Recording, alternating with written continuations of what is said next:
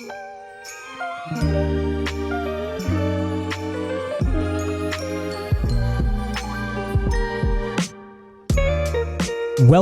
to the Rollga podcast featuring Andy Zabel. This is episode 003.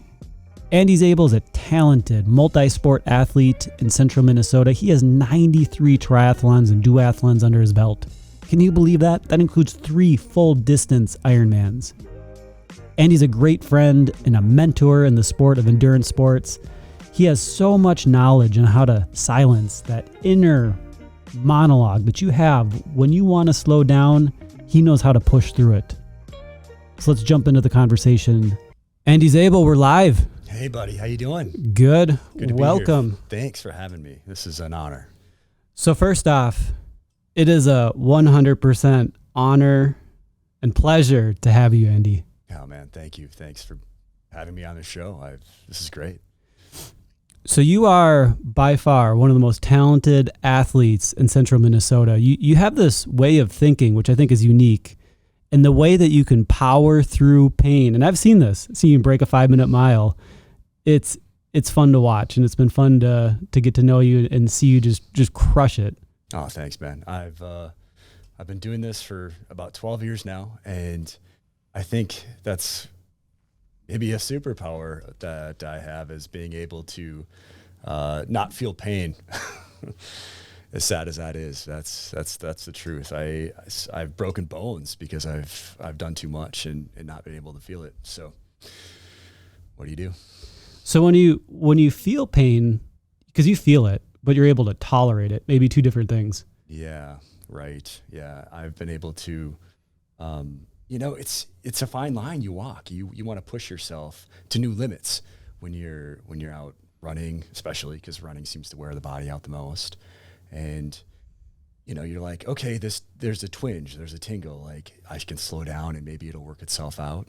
Is there damage? Is there something that's going to go away in a few minutes? And you kind of walk that fine line and that edge. And, I've been better. I've been safer as the years go by. I think the first few years in this sport were a little bit, just a little bit too, naive with things that I did. And, and maybe it was just, getting used to like ramping up how many miles I would put on and where I would go with it. But yeah, I've been better.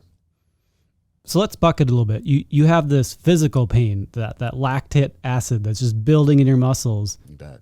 But you also have that mentalness that's to running, that's to biking, to not slow down. How does that pain differ from one to the other? Which one takes more time to train, to calm down?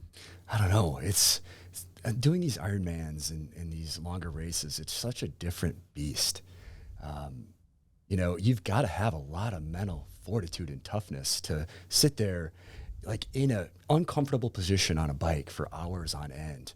Your mind wanders and you just have to like feed yourself good thoughts, positivity. I'm a big believer in just like quotes, or just having a positive mental attitude. I mean, we're lucky enough to do this sport. We're healthy enough. It's fun. You surround yourself with good people. It's just, you just got to think about all those things. And I think that gets you through. And once you train yourself to do that enough, if just everything becomes a little bit easier. So when you talk about mind wandering on the bike, let's talk a little bit about strategy. Say you're doing an Ironman and your mind is a little bit allowed to wander, because you're just trying to, get through these 110 miles. Yeah. But how does that differ from doing courses like the Apple, where when you're going up those hills, that's your opportunity to catch people? Oh, it's so fun. I mean, I say that my mind's watering more on like the training rides, but when it comes race day, I feel like that's a celebration. That's when you get to just light it up and just, that's why you're training. For me, some people live to train. I love the race. I mean, I just have this competitive nature in me, and it's just a chance to just let it all out, go balls to the walls. And so it's a little different when I'm racing. It's usually I'm a little bit back in the pack because I'm not a great swimmer. So that's a chance for me to pass people on the bike. And sometimes I'll start like in a staggered race winner. Or just start a little bit further back and then work your way up. And that's all I'm doing is thinking about, okay, I get to catch this next person, and just keep doing that, play that game. So when you're thinking a strategy and you're thinking of the blow up strategy, like, oh, I don't want to go too hard, but I also want to catch this next person. How do you find that balance? Like I need to hold this wattage because I know that I can do that wattage, but I also know if I go this wattage, I can catch this next person. How do you sort through that? Man, I'm pretty reckless. I train pretty hard. There's a lot of coaches will tell you maybe like an 80-20% rule where your 80% of your training is pretty easy. It's just that zone 2. It doesn't really hurt. You can have a conversation.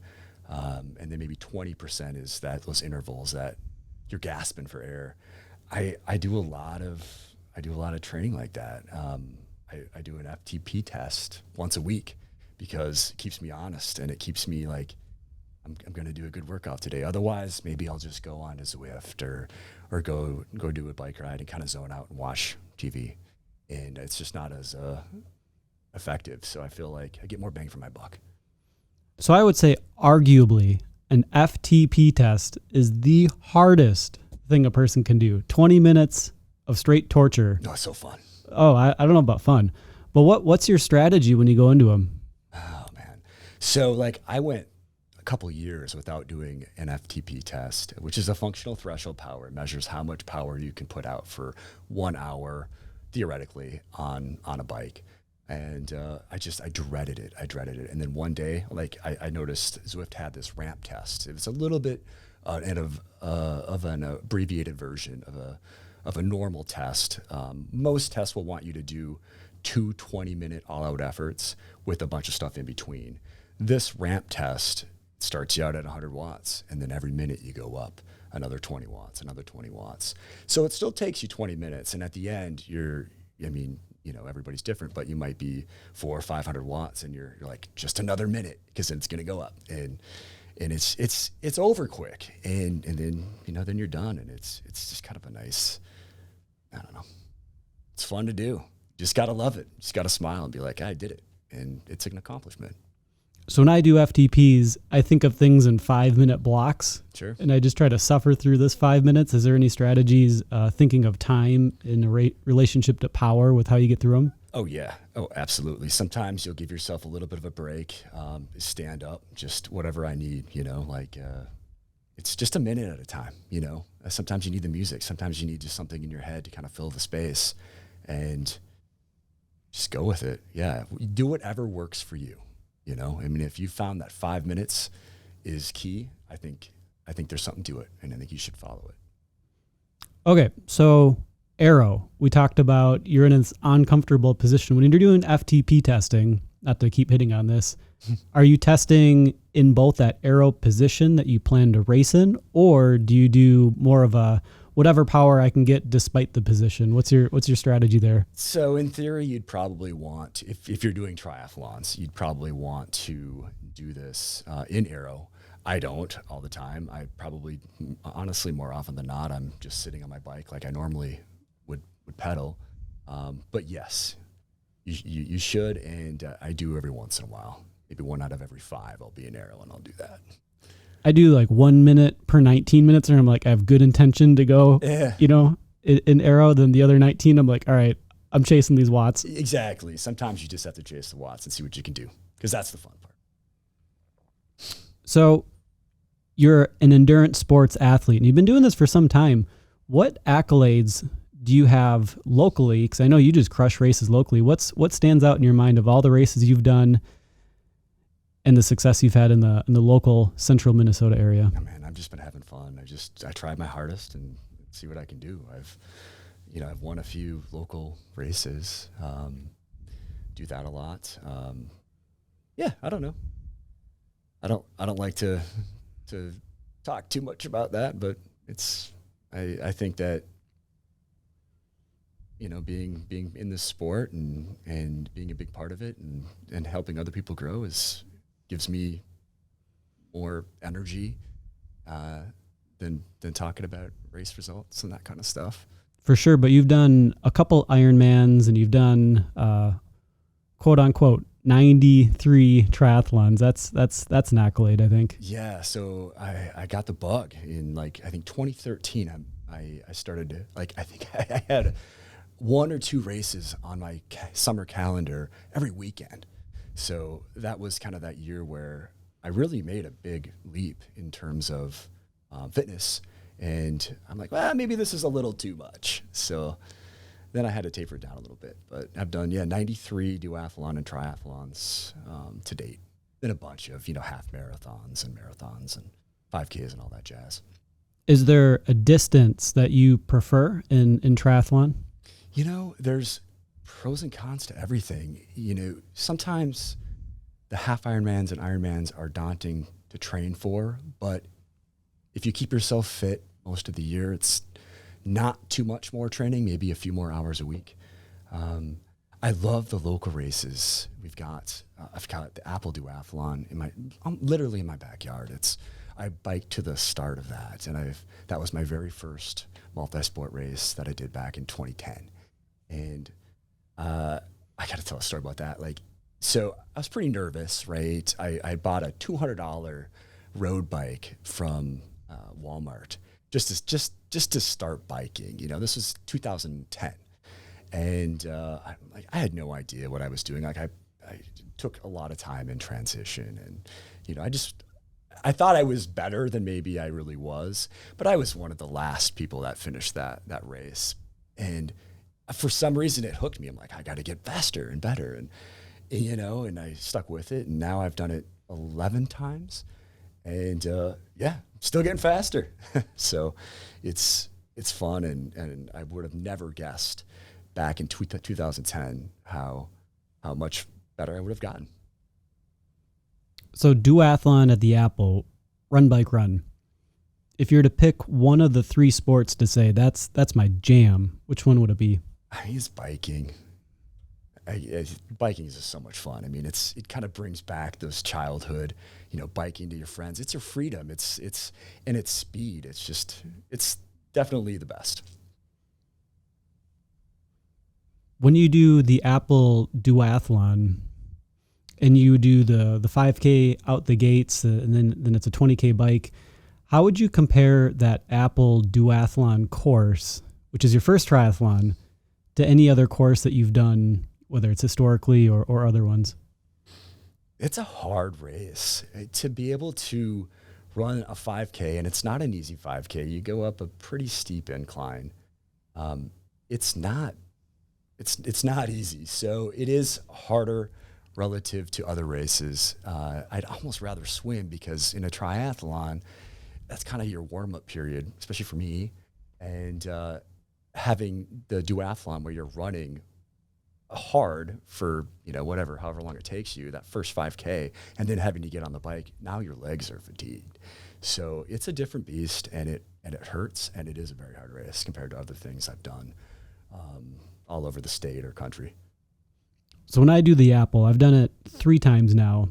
That first hill that you run out to, wow, that's something. They hit you with this, what is it, like 8% hill within the first 30 seconds. So you're gassed by the time you get to that top of that thing, and then you have to go down it. So it's something else. There's not anything quite like that I've done. And one thing about the Apple is I feel like it's a sneaky course where Totally. there is a slight grade for pretty much the whole middle section. And you're like, wow, this feels hard. Why am I going so slow? Then you realize, oh yeah. Then you start to go downhill. Yep. And me constantly looking at my watch, you're like, I don't want to slow down. So you're just hurting that whole race. And then, after that bike isn't easy either. It's fast, but it can be windy. And then you're having to do that whole 5K over again. I challenge anybody to be able to run that second 5K anywhere remotely as fast as that first. That's the goal, but it never happens. So the bike course I think is unique too, where it's pretty flat, at the get-go. I mean, there is that little hill, but there's some elevation. I think they call it like Mount Sartell. What do we call it? Just the Alp. It's the only hill within 10 miles, and of course they want to do it on that course. But yeah, just call it the Alp. But it's tricky because you go up this hill and you're like, oh yeah, crushed it, and then you're greeted that there's another little hill after it, and you're like, what's going on here? It is. There is a lot to that. Yeah, no, there's two. And then forget about the second one. You're just nailed. Like 99% of the time, you turn the corner in St. Stephen. Mm-hmm. And it is just always headwind. You might get some crosswind in there, but it's always headwind on the way back. Yes, so I've done that where the wind is. It's either you're hitting the headwind the entire way out. It's kind of an out and back. So either you're hitting the headwind and your speed is you're just sucking, and then you're flying on the way back, or vice versa. But either way, there's wind. There's one thing for certain: it's going to be windy. So when I've done that race historically, it's always been hot. And if you were to pick out a race condition that you enjoy the most, is it the hot weather racing, or what kind of conditions do you like to? I hate the muggy. I mean, it can be 50 degrees out, and I'm going to be drenched, and I'm going to be uncomfortable after that race. So I guess I'd rather race in 48 degrees. Give me something cold. Maybe that's Minnesota talking. Yeah, and at least I made, and you made the mistake of racing Des Moines, because that was the hottest I've ever been. Yeah. It was a half Ironman, and I don't know, a storm came in and the humidity rolled in, and I was hurting. I don't think I've ever been that uncomfortable. This was just in last year in 2021. I've never been that uncomfortable on that run. I had to slow down considerably, and I went to the med tent. I'm not afraid to admit that was a tough one. Yeah, it's not anything I'd rather do, but we all have those races. I mean, you don't know what the day is going to bring, and you think your body's acclimated, and it just wasn't an awesome day, but it was fun after. That was warm, and it was warm swimming. That was as warm as I've ever been swimming the 1 point whatever miles that was. And I would add to that lake wasn't much of a lake. No, it was like a dirty pond. It was. It really was a dirty pond. And that storm brought in all that, I don't know, muck or whatever it was. And I think that has the potential to be a good race course. But it wasn't good timing for our race.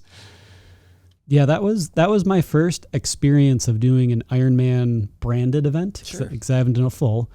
But it was shocking how many people were lined up to get in the water. And I was, waiting. And so I got in it after the mud has been turned over by about 300 other people in front of me. You usually can't breathe for an hour after you get out of the swim. So even the bike's uncomfortable because of that. Yeah, well, that's Ironmans are different. There's the amount of people. It goes from the local race, maybe a couple hundred to thousands. It's an event. Yeah, for sure. So if you were to pick, Central Minnesota, we are loaded with some gems, some local racing. The scene here, I think, is unmatched. Granted, I don't have much to compare to, but is there a local race that is your go-to? And I'll go maybe first. The Lake Wobegon Trail Marathon was hands down one of my favorite races I've ever done. And when I compare that to experiences in the Twin Cities where you're just surrounded by people the whole time, it was just polar opposite, where it's you versus nature, and maybe you'll see some people along the way. Yeah, no, I've done Lake Wobegon several times, and it's a great event. They cap it at for a marathon. They cap it at like 350 people, not a lot. So you are like, it starts, you're with people, but it quickly spreads, and you might not see anybody for 10 minutes, but it's fun, and it's on a great, it's on a paved trail. There's scenery. It's a great race. And I've done Twin Cities Marathon as well, where, there's thousands of people and it's a production, kind of like an Ironman. And depends on what kind of person you are. If you need to feed off other people's energy and you need that cheering, and you just need to be focused on other things other than your feet hurting at mile 20 because you've done more than you should, so there's pros and cons about both, but both are really good. As far as some of my favorite races, we talked about the apple. That one's super fun and painful. Granite Man series has one in Buffalo, Clearwater, Big Lake. I do all those. Not every year. I try to do at least one or two. And they do a sprint and an Olympic distance.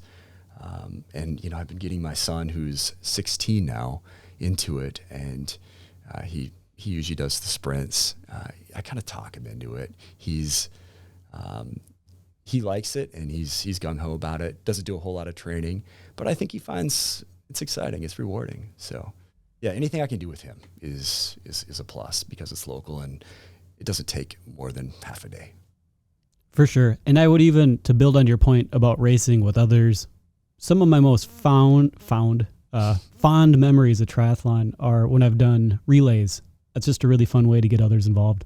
Yeah, I've done the relay a few times, and it's a chance to get maybe somebody who's not comfortable in the swim or just wants to run, to get them involved. And, you know, it's kind of a stepping stone. You know, you get somebody in there that might not have done that otherwise. For sure. So you've been racing for the better part of, how many years have you been doing triathlon now, Andy? I started in 2010.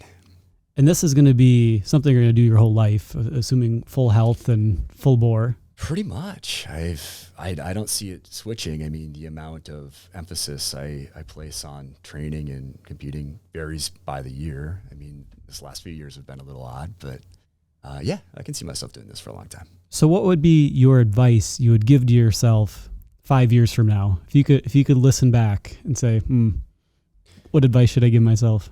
You know, have fun. Like, why are you doing something? You're doing it because you enjoy it. You're doing it because the people you surround yourself with, you feel are good people. Just, you know, it makes you a better person. So I think I'd focus on those positives and remember why you got into it. One of my most fond memories of you, kind of speaking on the same note, we went off to do a 1 mile time trial this summer. Run. Yes. Wasn't that fun? And I saw you gun it for the first time. All gas. Yeah, that was all out. So I recently turned 40 years old, and I had it in my head, like, I want to break a 5-minute mile. And I haven't. When's the last time, you know, your audience or anybody's like, I want to run a mile fast? Like in grade school, I think in like 7th or 8th grade, maybe 9th grade, we did this. So I just wanted to see if I could do it. And I broke it. I was, you know, so maybe this is an annual thing. Maybe we try to do the fast mile every year and get some people to do it. I think it's fun. I think of that as the most pain I've put up with in 6 minutes. And I think about how hard it is to break 5. That's something. Yeah, it did not feel good. It's you know, every race distance is hard. It's just, you know, whether it's a 5K or a half marathon, or a mile, it doesn't matter. It hurts just the same. So we talked about this earlier. When you do a 5-minute run, it's really not that it's taxing on your body, but it's something mental that you have to put up with.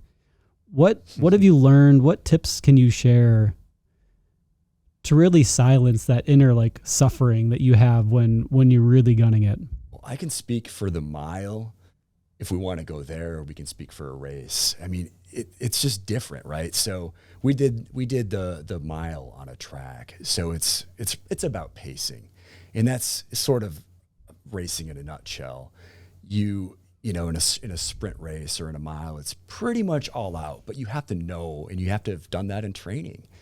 And, you know, in the mile, for instance, that first lap that you're doing around the track feels pretty good because your heart rate hasn't gone up yet. You're still able to breathe pretty good. But by the third lap, if you didn't pace correctly, it's going to hurt so hard. So yeah, again, you know, maybe do more practice. Like, what are your goals? You know, if you want to run a fast mile or a 5K, practice doing that, you know, and at speed, and get better at it. And you'll have a good result. So you got to train to execute in racing. Why don't you walk me through what a typical training day looks like for you? Because you mentioned it's 80-20. 80% of the time you're going easy, but 20% you're throwing these hard intervals in, and you're doing these weekly FTPs, which is first time I've ever heard of this. That's something. What's a typical training day look like for you? So I have a pretty rigid schedule. For instance, Sundays I do a long run, and it might vary how long that is depending on the time of season, and the intensity might vary as well. Like for instance, today I'll do a track Thursday is what I call it. But since there's a foot of snow on the ground at the local track and it's 20 below zero, that's not going to happen. So it's a treadmill Thursday, and just did intervals. Did that this morning. So maybe 3 days a week I'll try to do a fasted morning workout, and then a couple days a week I'll do a lunch strength session at my local gym. And I'll try to do, if I have time in the evening after work's done, I'll do another workout. It might be just a 30-minute spin just to get my legs, cooled down. So you're crushing it 2 to 3 times a day. But one thing that's always interesting to me is triathletes, we generally think in context of pain caves. Yeah. What is the relationship of your indoor training that you might do in your trainer versus stuff that you'll transition to, outside in the spring, summer? I think it translates pretty good. Like most Minnesotans, we have pain caves, and we've got, I've got like a place to do yoga and to stretch and to foam roll, and I've got, my spin bike and my TT bike on a trainer, and a treadmill. So, we do things that relate to real world. My treadmill, there's days where I'll do hills just like I would outside when the weather's good. And to mimic race conditions too. I mean, sometimes I'll keep the humidity up a little bit higher in my gym. Other times I'll have it nice and cold, so I'm freezing. So it's just play around with it. It's just something else to think about. So what I like about you, Andy, is you're getting after it on the training. But what I most appreciate about you is how much energy you have for other things. So when you're not training, you're slanging houses, right? I'm slanging houses. Yes, I'm a real estate agent. It's something that I've done since I've been 18. I got into real estate really young and bought my first place, a duplex, and thought this is great. I made it into a business. I was a real estate agent and a mortgage broker for all through the 2000s, and decided to get out of it for a couple years and became a nurse, and realized that I just love real estate. So I got back into real estate, and it's one of those things where it doesn't feel like work. It's fun. It's rewarding. You get to help people make huge decisions, important decisions, and it's rewarding like nursing would, and I think maybe that's the correlation there. It's just a better fit for me. So yes, that keeps me really busy. Yeah, absolutely. All right, well, Andy, let's wrap this up with some rapid fire questions, if that's okay. Hey, you got it. Let's do it. All right, Coke or Pepsi? Cherry Coke. So you're at B-Dubs. Which wing sauce do you pick? Dude, always buffalo sauce and the hot. Milk or dark chocolate? Let's do dark. Who's your favorite superhero? If Superman and Iron Man had a love child. Favorite movie quote? Oh man, I got it written down. I love quotes, and they're kind of a mantra. Your future is whatever you make it, so make it a good one. Do you know who said that? No, I don't. Tell me. Well, it comes down to my favorite movie, which was Back to the Future. Marty McFly, Doc would have said that. Love it. What was your dream job as a kid? Like most junior high kids, I wanted to be an NBA basketball player. Didn't quite make the cut, but yeah, that would have been my gig. It never happened. Do you have any pets? I have one dog, Murphy. What's the best piece of advice that you've received? From my wife, slow down. What's your favorite article of clothing in your closet right now? Any thick jacket. Are you a coffee drinker? So much. What's your favorite caffeinated beverage of choice? I'm a sucker for energy drinks. It's a rain inferno, and it's jalapeno strawberry. Best flavor of ice cream. Vanilla bean. Nailed it. Well, thanks, Andy. Thanks for joining the show. Hey, thanks for having me. It's been a pleasure. All right.